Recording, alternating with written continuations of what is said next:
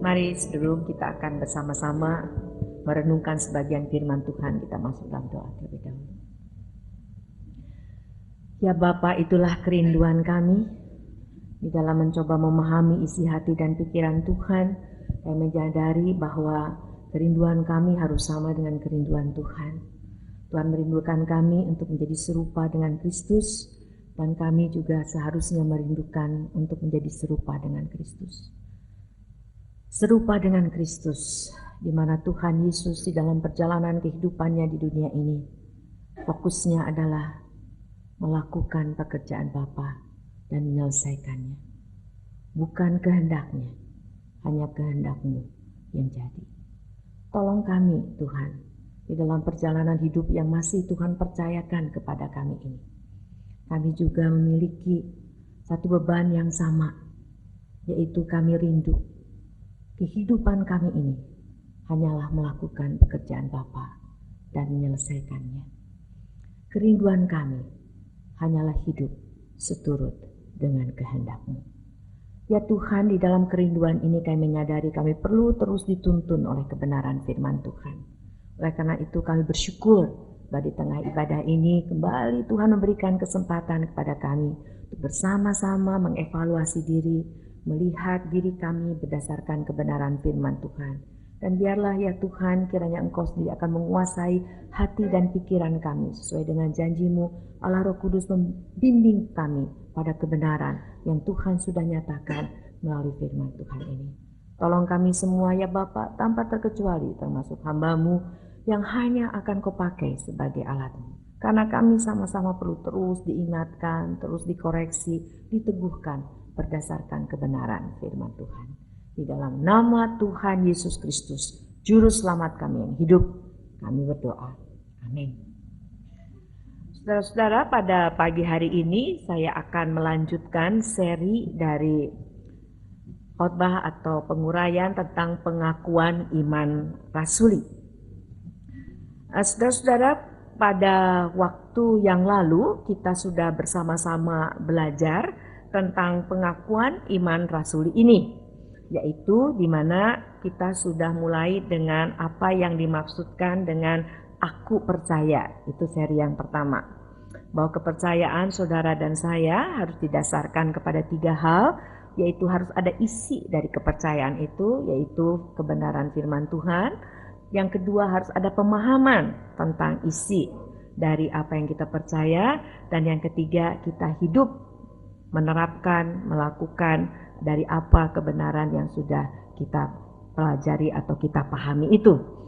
Nah, sehingga kita lihat, maka waktu dikatakan aku percaya, maka iman, kepercayaan, relasi kita dengan Tuhan itu sifatnya harus personal, pribadi. Aku, bukan kami, kita, borongan, enggak. Tapi karena pertanggungjawaban kita adalah sifatnya pribadi, jadi kita harus selalu siap dengan paketnya, dengan segala dampaknya dari apa yang kita percaya itu. Dengan senang hati kita menjalaninya, gitu ya. Lalu yang kedua adalah kita berbicara tentang aku percaya kepada Bapa, jadi Allah Bapa yang kedua. Yang ketiga adalah kepada Kristus. Yang keempat adalah kepada Roh Kudus. Yang kelima adalah kepada gereja dan persekutuan orang percaya. Dan yang keenam itu sekarang ini, saudara perhatikan yang merah itu. Kita akan berbicara tentang kebangkitan orang mati dan hidup yang kekal.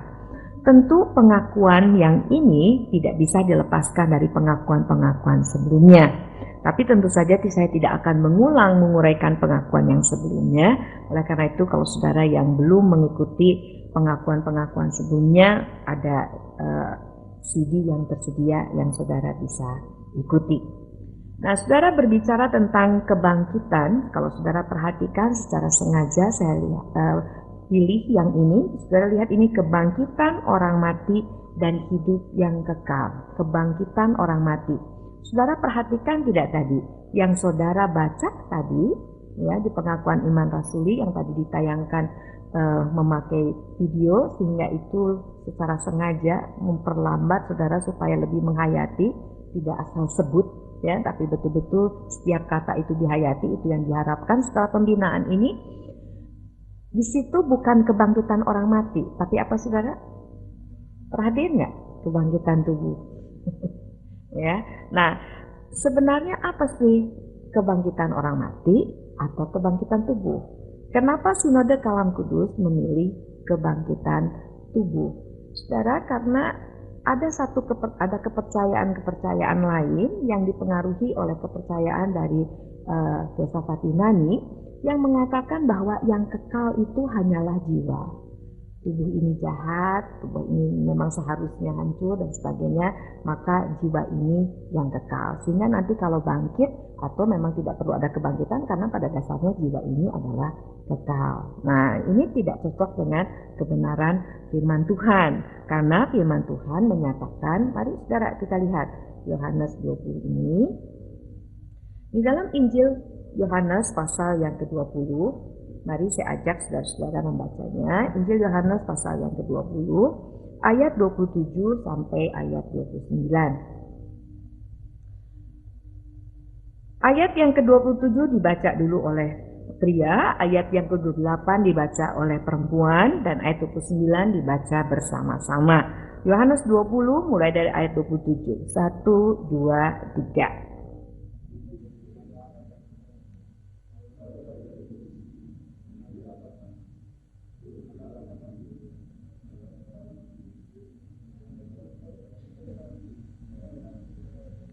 Thomas menjawab dia, "Ya Tuhanku dan Allahku." Kata Yesus kepadanya, "Karena engkau telah melihat aku, maka engkau percaya. Berbahagialah mereka yang tidak melihat namun percaya." Saudara, kalau kita kaitkan dengan pasal 21 ayat 12 dan selanjutnya, di situ kita lihat Tuhan Yesus juga menampakkan diri dan mengajak murid-muridnya untuk makan. Dan kalau kita perhatikan jelas sekali ini acuan satu-satunya tentang tubuh kebangkitan, bahwa jelas sekali bahwa kebangkitan atau tubuh kebangkitan Tuhan Yesus itu bisa diraba, gitu ya saudara, kalau kita lihat ya. Jadi secara fisik tubuhnya, bukan hanya jiwanya. Berbeda kebangkitan Tuhan Yesus dengan kebangkitan dari Lazarus. Karena kalau kebangkitan Lazarus itu adalah Tuhan izinkan, Tuhan intervensi, yang mati dibangkitkan, tapi nanti dia mati lagi, gitu loh saudara ya. Itu bukan tubuh yang seperti Tuhan Yesus. Jadi kalau kebangkitan tubuh dari Tuhan Yesus itu adalah tubuh yang sifatnya kekal. Nanti kita akan bicara lebih lanjut mengenai hal itu. Nah, saudara coba bandingkan dengan 1 Yohanes. Mari kita lihat 1 Yohanes pasal yang ketiga ayat yang kedua. 1 Yohanes pasal 3 ayat 2. Mari kita baca sama-sama. 1, 2, 3. Saudara-saudaraku yang kekasih, sekarang kita adalah anak-anak Allah, tetapi belum nyata apa keadaan kita kelak. Akan tetapi kita tahu bahwa apabila Kristus menyatakan dirinya, kita akan menjadi sama seperti Dia, sebab kita akan melihat Dia dalam keadaannya yang sebenarnya, gitu ya. Saudara pernah dengar tidak ada satu cerita seperti ini yang dihubungkannya dengan anak sekolah minggu. Katanya begini, anak sekolah minggu ditawarin gitu ya, dengan antusias oleh guru sekolah minggunya, "Anak-anak, siapa yang mau masuk surga?" Gitu kan ya. Asumsi atau pengharapan dari guru sekolah minggu itu bahwa semua anak-anak itu mengatakan apa? Biasanya anak-anak kecil, kalau saudara ngajar sekolah minggu, "Anak-anak siapa yang apa?" Terus saya gitu ya, apa juga pokoknya saya, semuanya nggak mau ketinggalan gitu ya. Apalagi di pikirannya karena mau masuk surga, jadi siapa yang masuk surga? Saya. Saudara ingat yang diharapkan tentu oleh penceritanya ini jadi lucu begitu ya. Karena ada satu anak yang katanya tidak angkat tangan gitu kan ya. Betul kan? Saudara tahu nggak cerita itu? Terus ditanya sama gurunya, kaget katanya setengah mati. "Kenapa ini anak satu nggak angkat tangan semuanya?" Terus ditanya, "Kenapa kamu nggak mau masuk surga?" Terus dia bilang, "Mau sih, tapi mama bilang setelah pulang sekolah minggu harus langsung pulang. Nggak boleh main ke surga dulu, langsung." Nah, saudara, sekarang itu kita tahulah gitu ya, itu maksudnya apa. Nah sekarang intinya adalah kalau ditanya, jadi kalau kita lihat, kalau orang ditanya mau masuk surga enggak, yang diharapkan adalah jawabannya semua mau gitu ya. Belum tentu juga sih ya, bergantung pemahaman dari orang itu tentang surga itu apa. Nah, sekarang pertanyaannya adalah, Apa sebenarnya yang kita pahami, yang terus kita expect itu orang-orang itu pada mau ke sorga, lalu saudara mengatakan atau saya sendiri mengatakan saya mau ke sorga, apa sih yang ada di dalam bayangan kita tentang sorga itu? Saudara, memang ada banyak pertanyaan tentang kehidupan nanti itu. Pertanyaannya macam-macam, saudara, tentang bagaimana hidup setelah mati, kemana saya pergi setelah meninggal dunia, tubuh saya seperti apa nantinya, bagaimana saya bisa pasti saya bisa mendapatkan hidup kekal, apa yang terjadi pada akhir zaman nanti, apakah masih ada relasi keluarga surga nanti di surga, itu yang biasanya ditanyakan gitu ya. Jadi apakah saya masih kenal yang mana anak saya, yang mana istri saya, yang mana suami saya, apa mukanya sama semuanya gitu ya. Itu yang ditanyakan. Nah, saudara, kalau saya perhatikan dari percakapan saya dengan jemaat berkaitan dengan sorga atau yang bukan orang percaya, saya melihat ada pandangan-pandangan yang seperti ini berkaitan dengan sorga, yaitu bahwa yang disebut sorga itu adalah satu kerajaan, karena katanya Allah itu adalah raja dari segala raja, maka tentunya merupakan satu kerajaan. Nah, kalau ada orang yang pernah melihat atau diekspos pada bentuk dari kerajaan, maka dibayang tuh kerajaan di dunia aja begini indahnya, apalagi di sorga nanti ya, gitu kan. Jadi pokoknya kita sangat terpakunya kepada yang begitu tuh, ya. Nah, lalu setelah kata bilang kerajaan, ingat ya dia raja segala raja, terus kita ini apanya? Anaknya, berarti kita ini saudara-saudara anaknya raja. Kalau yang namanya anak raja, begitu ya, dan kerajaan itu yang begitu indah, yang katanya jalannya dari emas, bayangin saudara, gemerlapannya itu namanya kerajaan, lalu kan kita ini jadi apa? Pangeran sama putrinya, kan ya? Wah, betapa indahnya nanti saudara. Lihat ini saudara, fokusnya ya, fokusnya kepada kerajaan yang indah, fisik di materi ya. Lalu nanti jalannya dari emas, kembali saudara, materi ya.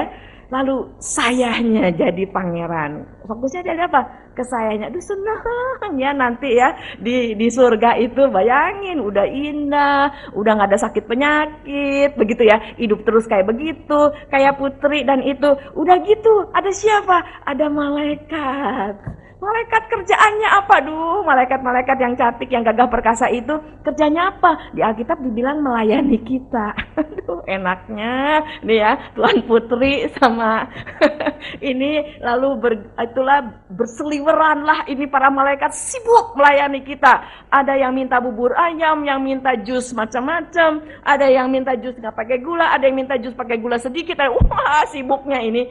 Jadi pikirannya adalah apa? Saya ini jadi putri dan putra raja, hidup menyenangkan di sini. Aduh susah, di dunia ini susah setengah mati, tapi di sana semuanya hilang. Dan lalu kita ini berseliweran dilayani oleh berbagai macam malaikat. Saudara tahu dari mana itu semua didapatkan? Ini gara-garanya ini nih saudara. Kita dapat informasinya dari yang beginian, gitulah saudara ya. Dari kecil dicokokin tentang cerita-cerita dari yang beginian. Kalau saudara perhatikan di sini, lihat nih saudara ya. Ini di situ dijelaskan ada dua kubu, yang jahat sama yang baik, gitu kan ya. Ini semuanya adalah tarik menarik antara fokus kepada yang orang jahat ini atau fokus kepada orang baik. Lihat, yang mana yang menang, kapan yang mana yang menang, tetap fokusnya adalah kepada siapa, saudara? Orang.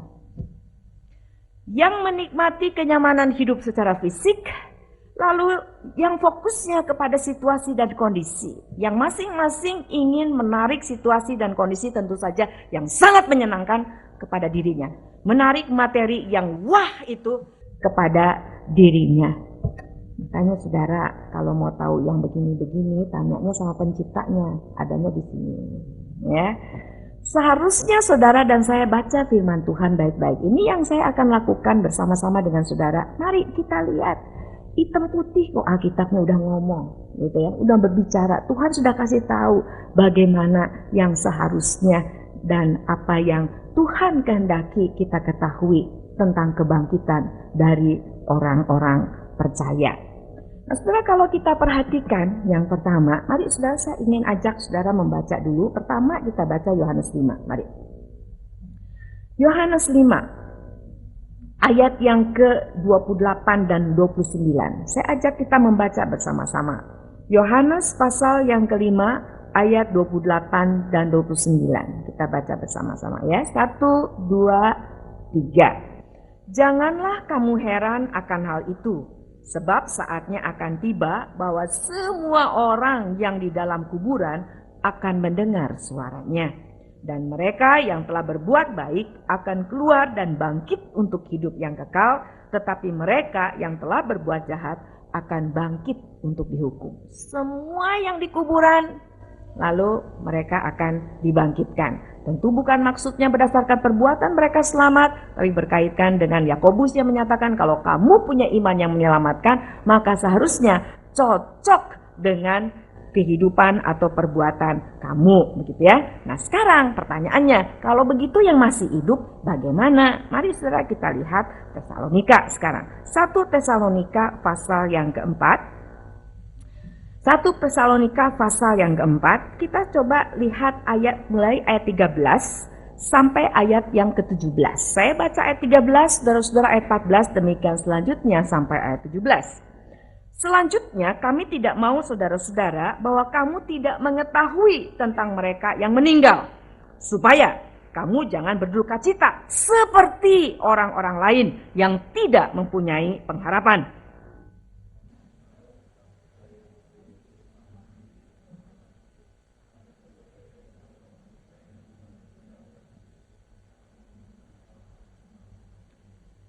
Ini kami katakan kepadamu dengan firman Tuhan. Kita yang hidup, yang masih tinggal sampai kedatangan Tuhan, sekali-kali tidak akan mendahului mereka yang telah meninggal.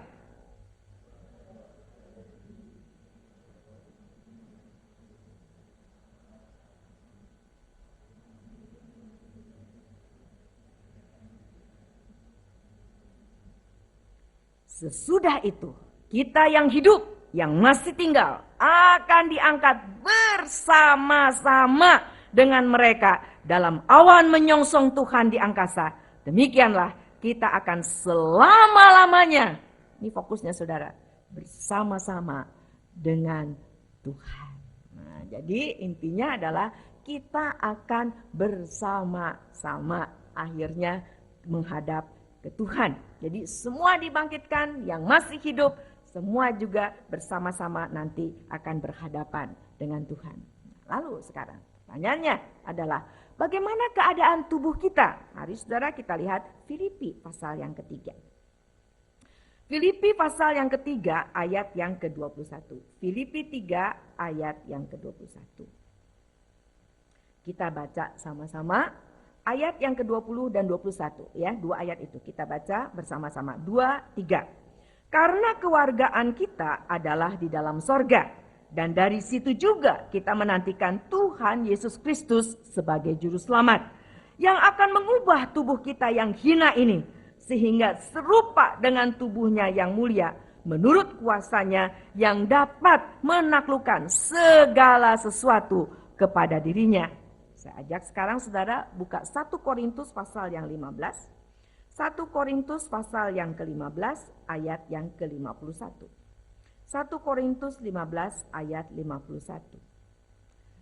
Saya bacakan untuk saudara. 1 Korintus 15 ayat 51. Demikian bunyinya. Sesungguhnya aku menyatakan kepadamu satu rahasia. Kita tidak akan mati semuanya, tetapi semuanya akan diubah. Jadi ada yang mati duluan karena ada yang belum mati, begitu. Tapi kita diangkat, tapi pada waktu kebangkitan itu kita diubah semuanya dalam sekejap mata. Pada waktu bunyi nafiri yang terakhir, sebab nafiri akan berbunyi dan orang-orang mati akan dibangkitkan dalam keadaan yang tidak dapat binasa, dan kita semua akan diubah. Karena yang dapat binasa ini harus, perhatikan kalimat ini, mengenakan yang tidak dapat binasa. Dan yang dapat mati ini harus mengenakan yang tidak dapat mati. Dan sesudah yang dapat binasa ini mengenakan yang tidak dapat binasa, dan yang dapat mati ini mengenakan yang tidak dapat mati, maka akan genaplah firman Tuhan yang tertulis, maut telah ditelan dalam kemenangan. Hai maut, di manakah kemenanganmu? Hai maut, di manakah sengatmu? Karena apa, saudara? Lihat bagian yang lain yaitu Wahyu 21. Mari kita lihat. Wahyu 21 ayat yang keempat. Wahyu 21 ayat yang keempat. Kita baca bersama-sama. Wahyu 21 ayat yang keempat. Kita baca sama-sama. 1, 2, 3. Dan ia akan menghapuskan segala air mata dari mata mereka, dan maut tidak akan ada lagi. Tidak akan ada lagi perkabungan, atau ratap tangis, atau duka cita, sebab segala sesuatu yang lama itu telah berlalu. Saudara, karena kita hidup di dalam kekekalan, maka tubuh ini harus disesuaikan dengan kondisi kekekalan itu. Tidak bisa lagi kita memakai tubuh yang rentan terhadap virus dan bakteri. Tidak bisa lagi kita memakai tubuh yang rentan terhadap kematian. Oleh karena itu tubuh kita akan diubahkan secara fisik. Tapi jelas sekali kita tetap adalah tubuh kita ini. Begitu ya. Kalau kita perhatikan setelah Tuhan Yesus bangkit, rupanya ada satu hal yang agak berbeda, tetapi kalau diperhatikan lebih jelas, maka akhirnya murid-murid ini mengenal Tuhan Yesus. Karena yang pertama mereka tidak expect, tidak mengharapkan ada orang mati bisa bangkit. Mereka tidak mengharapkan Tuhan Yesus bangkit. Maka pada waktu dipertemukan, mereka pikir pasti orang lain. Karena ada pemikiran itu. Tapi pada waktu Tuhan Yesus mengatakan, saya inilah saya, murid-muridnya atau perempuan itu tidak mengatakan yang bertemu dengan Tuhan Yesus atau orang banyak itu yang bertemu. Bukan, kok kamu gak mirip sama sekali sih. Gak bilang begitu kan ya. Jadi mereka begitu Tuhan Yesus mengatakan, inilah saya, mereka langsung tahu, oh iya betul Tuhan Yesus ini sudah bangkit. Jadi kayaknya kalau kita ketemu lagi, ketemu dong ya. Percaya Tuhan Yesus ini yang semua ya, ketemu ya. Pastikan saudara supaya kita ketemu. Jadi pada waktu ketemu ini saya, oh ini ibu ini saya pernah ketemu kayak gitu kan ya. Nah ini muka yang sama, fisik yang sama begitu ya. Nah cuman sekarang soal ketemu nggak ketemu ini saudara ya. Nanti pada akhir zaman itu, di dalam kekekalan itu, kehidupan macam apa yang Allah harapkan? Karena ada orang yang kemudian mengatakan bahwa apakah nanti saya bisa ketemu yang tadi saya bilang itu ya, masih ketemu sama ayah saya, ibu saya, anak saya, kekasih saya dan sebagainya kayak begitu ya. Kalau kita perhatikan, mari saudara kita lihat dari Wahyu ini yang tadi kita sudah buka ya. Saudara coba perhatikan Wahyu 20 dulu saudara. Di Wahyu 20 ayat 12, di situ dikatakan pada waktu hari akhir zaman itu, aku melihat orang-orang mati besar dan kecil berdiri di depan tahta itu. Soalnya ada yang nanya, Bu kalau bayi tetap bayi.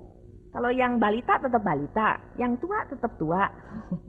Setelah kalau bicara dari tadi ya mengacu atau kita memakai standar dari firman Tuhan yang mengatakan bahwa tubuh kita diubahkan dalam kondisi kekekalan, yang pasti ya ada yang besar yang kecil, tapi pastinya besar kecil tubuhnya adalah tubuh yang tidak lagi rentan terhadap maut, tetapi tubuh yang cocok untuk hidup yang kekal. Saya jadi pengen bertanya sih, kenapa sih nanya ada bayi apa? Kamu takut disuruh ngurus bayinya maksudnya? Mesti ada nursery begitu ya nanti di sorga. Saya pikir itu, lihat nih, saya harapkan cara berpikir kita jangan cara berpikir di dunia ini, gitu ya. Saya ingin mengajak saudara apa yang Tuhan ingin saudara dan saya pikirkan sebenarnya mulai dari hidup sekarang ini sebagai anak Tuhan dan diteruskan nanti dalam kehidupan di dalam kekekalan. Kalau saudara perhatikan di pasal 21 ayat yang pertama, saudara lihat. Di situ dikatakan, lalu aku melihat langit dan bumi yang baru. Sebab langit yang pertama dan bumi yang pertama telah berlalu, dan laut pun tidak ada lagi. Jadi daratan nih kali semua ya.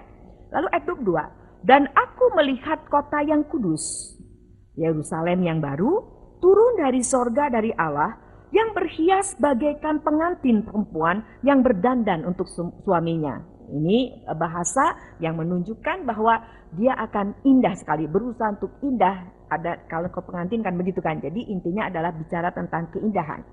Nah sekarang, tapi fokusnya bukan kepada keindahan dari Yerusalem baru ini. Ya, ini yang dilihat oleh Yohanes ya. Tapi yang harus diperhatikan adalah di ayat ketiga. Karena di ayat ketiga ada pernyataan seperti ini. Lalu aku mendengar suara yang nyaring dari tahta itu berkata, ini yang ingin Tuhan supaya saudara dan saya terfokus kepadanya. Lihatlah, jangan ke Yerusalem baru dengan keindahan. Ada lalu dikatakan di ayat lain bahwa jalannya dari emas. Bukan itu yang harus menjadi pusat perhatian kamu. Tidak di dunia ini, apalagi di sorga nanti. Di sini dikatakan, lihatlah kemah Allah ada di tengah-tengah manusia. Artinya apa? Kehadiran Allah untuk selama-lamanya. Allah tidak akan ada lagi kata-kata seperti di Alkitab, di PL maupun di PB. Allah meninggalkan manusia. Gak ada lagi kata itu. Di situ dikatakan kemah Allah ada di tengah manusia. Selama-lamanya Allah akan selalu berada di tengah manusia. Dan ia akan diam bersama-sama dengan mereka. Mereka akan menjadi umatnya. Dan ia akan menjadi Allah mereka. Dan ini akan terjadi untuk selama-lamanya. Makanya saudara dikatakan setelah dibicarakan di ayat yang keempat. Bahwa tidak ada lagi apa yang kita alami. Segala macam penderitaan secara fisik yang berkaitan. Segala macam yang difokuskan kepada hal yang bersifat jasmani. Itu tidak akan ada lagi. Lalu di situ dikatakan ayat 5 kembali. Dibilang lagi. Lihatlah aku menjadikan segala sesuatu baru. Dan firman-Nya tuliskanlah. Karena segala perkataan ini adalah tepat dan benar. Firman-Nya lagi kepadaku. Semuanya telah terjadi. Aku adalah Alfa dan Omega, yang awal dan yang akhir. Orang yang haus akan kuberi minum dengan cuma-cuma dari mata air kehidupan. Barang siapa menang, perhatikan saudara kembali fokusnya yang Allah ingin kita perhatikan. Ia akan memperoleh semuanya ini. Dan ini saudara, memperoleh jangan terus UUD lagi saudara. Kaitannya dengan materi kenyamanan saya, bukan.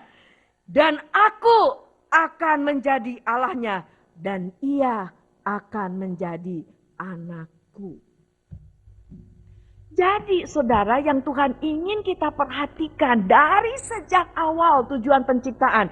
Hidup ini adalah hidup tentang Tuhan. Manusia jatuh ke dalam dosa menjadi hidup tentang saya. Tuhan Yesus datang ke dalam dunia untuk memulihkan supaya hidup kita lagi adalah tentang Tuhan. Maka kalau di dunia aja saudara dan saya diharapkan menjadi manusia sesuai dengan tujuan penciptaan dan penebusan, hidup tentang Tuhan, itu seharusnya diteruskan, yaitu hidup tentang Tuhan juga di dalam kekekalan. Sehingga fokusnya tidak boleh kepada sikon dan materi, tapi fokusnya adalah kepada Allah. Sikon dan materi ini kita pakai sebagai alat untuk kita kelola dan kita arahkan kepada Allah. Itu seharusnya yang terjadi. Makanya saudara, kalau berbicara tentang relasi yang tadi dibicarakan, apakah nanti, ini kan pertanyaan orang Saduki saudara. Di dalam Injil Matius, mari saudara kita lihat satu bagian itu saja, yaitu Matius pasal yang ke-22, ayat 23 sampai ayat 33. Ini ada pertanyaan dari orang Saduki. Karena berdasarkan budaya pada waktu itu, kebiasaan pada waktu itu, kalau seorang perempuan menikah dengan laki-laki sulung dari satu keluarga, misalnya, lalu dia yang laki-laki ini meninggal, maka ini diturunkan, turun ranjang ya kalau sekarang sebutannya. Nah sekarang kalau turun ranjangnya katanya 7 kali karena terus mati melulu. Sakit apa itu ya? Lalu mati melulu, terus turun ranjang terus akhirnya jadi suaminya 7. Ini logikanya orang ini Saduki ini ya. Jadi nanti kalau di dalam kekekalan kalau ada kebangkitan, ini suaminya yang mana? Gitu kan ya. Nah, itu jawaban Tuhan Yesus begini. Orang tuh ada-ada aja ya. Jawaban Tuhan Yesus dengan tegas di ayat 29. Ini karena itu suka baca Alkitab sini ya. Makanya saudara kalau anak Tuhan gak usah baca Alkitab, jadi pikirannya jadi kemana-mana tuh. Ke Disney World tadi. Ayat 29. Yesus menjawab mereka, kamu sesat. Sebab kamu tidak mengerti kitab suci maupun kuasa Allah. Kenapa gak ngerti kitab suci? Gak pernah dibaca soalnya. Ayat 30. Karena pada waktu kebangkitan orang tidak kawin dan tidak dikawinkan, melainkan hidup seperti malaikat di sorga. Orang Saduki, ada orang Kristen macam-macam. Seperti orang Saduki baca tapi tetap pakai agenda, tujuan, pikiran lama untuk memahaminya. Seharusnya kita biarkan Alkitab itu berbicara sebagaimana adanya. Tapi ada orang yang lain juga yang nggak pernah baca sama sekali. Nah, kita lihat kalau berdasarkan firman Tuhan di sini, Tuhan Yesus yang mau ajarkan adalah fokus kita di kekekalan itu adalah relasi, fokus relasi itu adalah antara Allah dengan saya. Antara saya dengan Allah. Itu yang seharusnya yang kita pikirkan. Nah, jadi saudara, kalau begitu, saya jadi mengingat apa yang terjadi pada Henokh. Di Kejadian, kalau saudara perhatikan, saya ajak saudara kita lihat Kejadian pasal yang ke-6. Kejadian pasal yang ke-6.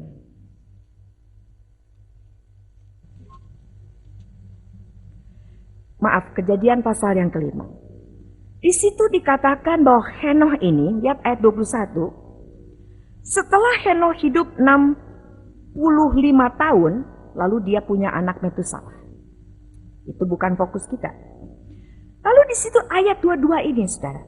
Dan Henokh hidup bergaul dengan Allah. Ini yang Allah harapkan dari saudara dan saya sebagai anak-anak Tuhan, sebagai orang percaya. Yaitu kehidupan di dunia ini adalah kesempatan untuk saudara dan saya yang sudah dipulihkan untuk kembali mempunyai satu kehidupan yang Tuhan mau, yaitu kehidupan di mana saudara dan saya bergaul dengan Allah. Lalu dikatakan dia bergaul dengan Allah selama 300 tahun lagi. Lalu dia itu memperanakan anak laki perempuan. Lalu dikatakan ayat 23, Henokh mencapai umur 365 tahun. 24, dan Henokh hidup bergaul dengan Allah. Lalu ia tidak ada lagi. Ia tidak ada di dunia. Ia tidak hadir bagi orang-orang di dunia. Tapi ini yang luar biasa, saudara. Henokh selama di dalam dunia, dia hadir di hadapan Allah. Setelah dia mati, dia tetap hadir di hadapan Allah. Itu yang seharusnya terjadi dari saudara dan saya. Pada saat kita melihat bahwa betapa luar biasanya yang Tuhan ingin gambarkan, kehidupan bersama dengan Tuhan. Ini yang namanya anak Tuhan. Seharusnya pada waktu melihat ini menangkap, Yohanes menangkap ini, Petrus menangkap ini. Anak-anak Tuhan sepanjang sejarah yang belajar firman Tuhan baik-baik, yang sampai rela martir, rela dibakar hidup-hidup untuk tetap berfokus kepada Tuhan. Menangkap ini semua. Menangkap bahwa semuanya kesementaraan ini, keduniawian ini, kedagingan ini, sampah.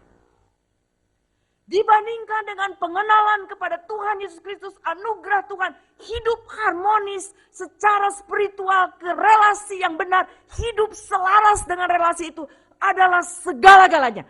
Yang lain, sampah. Ini harus ada di dalam hidup kita sekarang. Kalau saudara dan saya adalah anak-anak Tuhan. Sehingga saudara, kalau itu sudah kita rasakan sekarang, sudah kita nyatakan sekarang, lalu kita wujud nyatakan dan kita pertontonkan, itu yang Tuhan inginkan menjadi garam dan terang. Demonstrasikan, penontonan dengan sengaja, dikatakan jangan dian itu disembunyikan. Angkat supaya terang itu nyata bagi semua orang. Kita perlihatkan satu kehidupan. Saudara-saudara, hidup mengarah kepada Tuhan, selaras dengan Tuhan. Apapun resikonya, itu suatu kehidupan yang luar biasa dibandingkan dengan apa yang ditawarkan oleh dunia. Itu semua sampah. Saudara bisa mengatakan kepada dunia, saya tidak pernah merasa rugi menjadi anak Tuhan. Saudara bisa dengan tegas mengatakan kepada dunia, mati adalah keuntungan.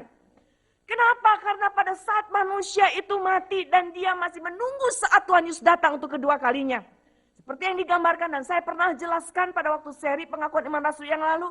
Dan pada saat itu sebagaimana yang digambarkan dengan orang kaya itu dan Lazarus. Itu dikatakan bahwa saat menantikan itu juga sudah merupakan satu pengalaman yang luar biasa, yang indah.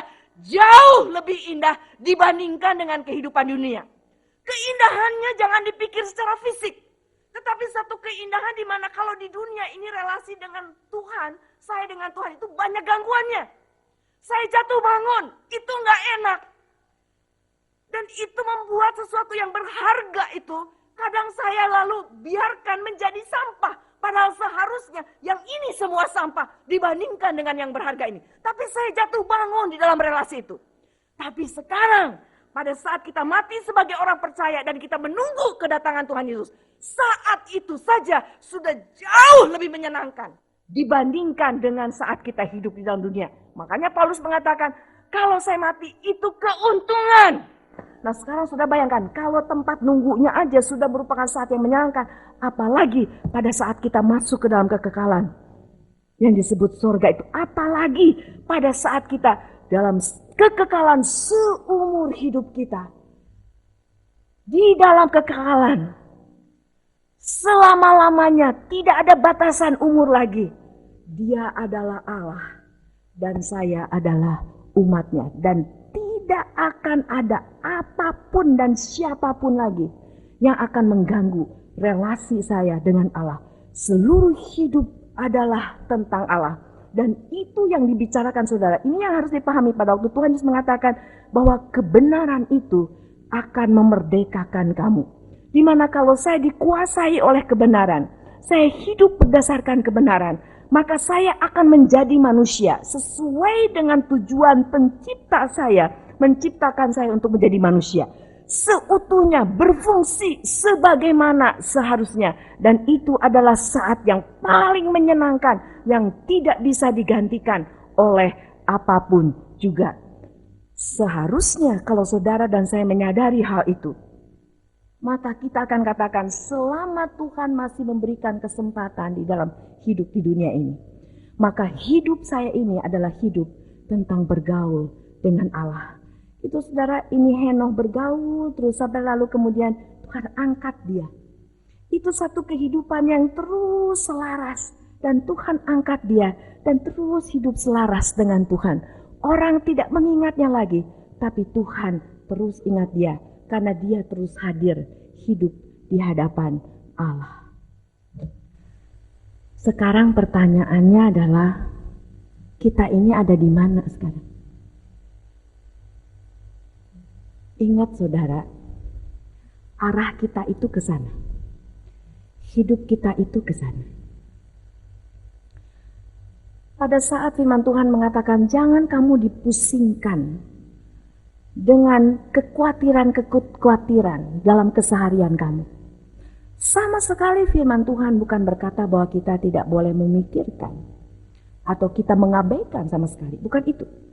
Tetapi saudara dan saya harus ingat sebagaimana yang saya sudah jelaskan dalam pengakuan iman rasuli seri yang kedua tentang Allah Bapa sebagai pencipta.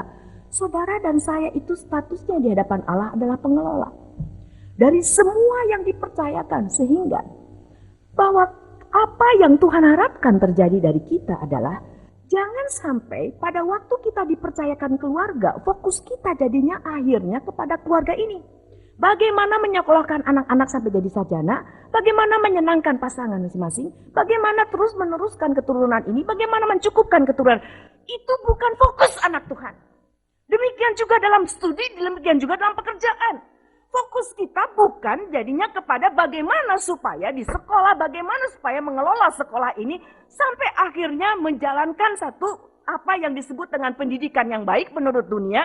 Lalu bagaimana menjalankan satu perusahaan di mana lalu dianggap perusahaan ini perusahaan yang paling oke menurut dunia. Seharusnya kita melihat saya ini pengelola dengan perusahaan ini di tangan saya ini pengelola dengan sekolah ini di tangan saya. Lalu bagaimana saya memakai ini untuk mempersiapkan diri saya tetap terfokus kepada Tuhan, mempersiapkan orang-orang di sekitar saya untuk hidup terfokus di hadapan Tuhan. Karena saudara, kalau itu tidak terjadi, fatal. Mengerikan. Saudara Pak, dengar teriakan dari orang kaya itu setelah sadar, ini baru di tempat penantian. Di intermediate state, orang kaya ini teriak. Yang tadinya dia tidak peduli terhadap kekekalan. Dia teriak, kalau boleh suruh Lazarus turun. Kasih tahu sama keluarga saya. Saya tahu saya nggak bisa lagi. Saya tahu ini sudah berakhir buat saya. Tapi ini baru dia celik, ini masalah yang sangat amat serius. Semua sudah terlambat. Semua sudah terlambat. Orang yang mati yang ada di intermediate state, jangan terkecoh oleh tipuan si jahat. Yang firman Tuhan dengan jelas, dia biangnya penipu, dia jago dan licik sekali dalam menipu. Gak bisa orang mati dipanggil-panggil, gak ada ayatnya. Penampakan, tapi tidak itu intervensi langsung dari Allah. Tapi firman Tuhan dengan jelas mengatakan, tidak ada orang mati siapapun juga yang bisa lalu berhubungan, ngobrol, lalu ngasih tahu. Nada, saudara. Setelah mati selesai. Jangan berpikir saudara mengatakan nanti dia kalau udah mati deh, nanti saya lihat dulu deh kayak apa, terus saya kasih tahu kamu. Nggak ada. Saudara. Sekarang saatnya. Memperbaiki hidup, sekarang saatnya. Mengambil keputusan penting di hadapan Tuhan, sekarang saatnya. Bergaul dan berfokus kepada Tuhan, mempersiapkan diri, inilah saatnya. Dan biarlah saat itu secara smooth kita biasa bergaul dengan Allah, maka kita bisa mengatakan, kalau Tuhan mau saya mati detik ini, silakan Tuhan, ambil saya detik ini. Mati adalah keuntungan, sangat menyenangkan. Tapi kalau toh Tuhan masih mengizinkan saya hidup, biarlah hidup ini juga sama dengan kehidupan setelah kematian, adalah hidup tentang Tuhan. Jadi bukan keuntungan terus yang satu rugi, enggak. Kalau mati untung, hidup untuk Tuhan. Kalau hidup juga untung, hidup untuk Tuhan. Ya memang sih kalau dibandingkan, ya menyenangkan yang ini. Karena kita terlepas dari segala macam pencobaan dosa yang segala macam. Yang akan merusak hubungan kita dengan Tuhan. Yang bisa membuat kita jatuh lagi dalam dosa. Ini yang seharusnya menjadi pengharapan anak-anak Tuhan. Ini yang seharusnya menjadi sikap dari anak-anak Tuhan. Mentalitas anak-anak Tuhan. Di dalam menjalani, masih dipercayakan oleh Tuhan. Untuk menjalani kehidupan di dalam dunia ini. Sekali lagi pertanyaan saya buat saudara dan saya sendiri. Lagi ngapain kita ini sekarang? Yang kedua, pertanyaan yang Tuhan tanyakan pada saat Adam dan Hawa jatuh ke dalam dosa. Di manakah engkau? Karena mereka lari untuk hidup di hadapan Allah. Pertanyaan yang sama ditanyakan kepada saudara dan saya. Di manakah engkau? Apa yang sedang kau lakukan sekarang? Yang kedua, di manakah engkau? Mari kita berdoa.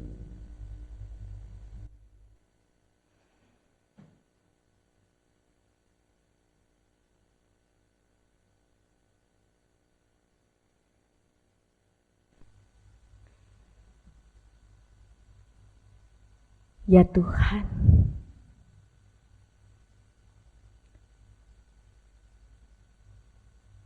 di manakah saya?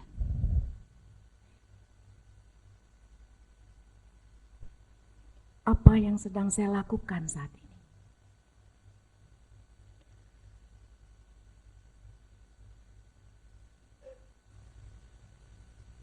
Tuhan tahu. Kami tidak bisa membohongi Tuhan, kami tidak bisa pakai topeng apapun juga, kami tidak bisa bermain sandiwara di depan Tuhan, kami tidak bisa munafik.